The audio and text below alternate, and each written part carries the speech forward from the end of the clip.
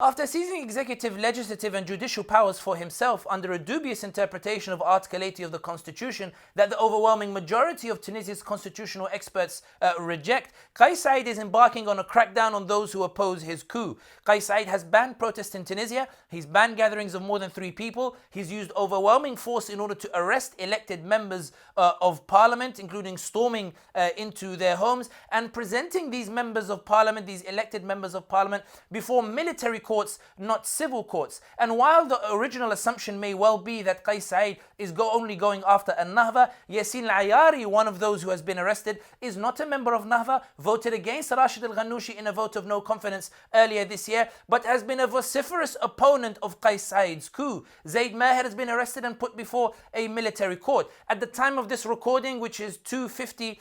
on UK time on the 2nd of August, Mehdi Zagrouna is holed up in a courtroom in Tunis, a lawyer, as the presidential guard or security forces that are supporting Saied seek to arrest him, and the expectation is he too will be put before a military court. Saied has also begun to tighten the noose on local media in their coverage of this coup, and despite hosting foreign journalists, including those from the New York Times, he refused to allow them to pose a single question. The Prime Minister, who's been ousted, hasn't appeared in public amidst rumors that he's been beaten, and despite a statement released on his behalf that he wasn't beaten and that he's not under house arrest, very few people believe the validity of the statement as to whether it actually came from him or not. In this context, in the sense of impending doom that is on the horizon, another have offered a national dialogue and offered to agree to early elections, 2 things that they were adamantly against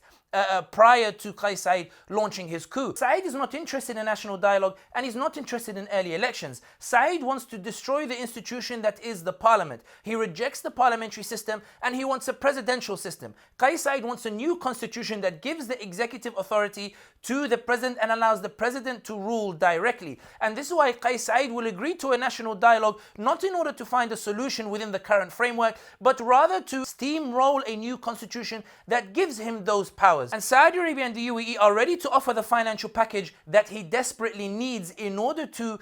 resolve some of the economic woes in Tunisia that originally drove people to the streets and created the environment for Saied to embark on his coup. Saied is gambling that he will be able to use those financial packages to alleviate some of those economic woes and essentially make it so that the Tunisian believes that the obliteration and annihilation of the democratic process was worth it in the end, and that Saied brought the benefits and the aspirations of the Arab Spring that 10 years of democracy could not bring.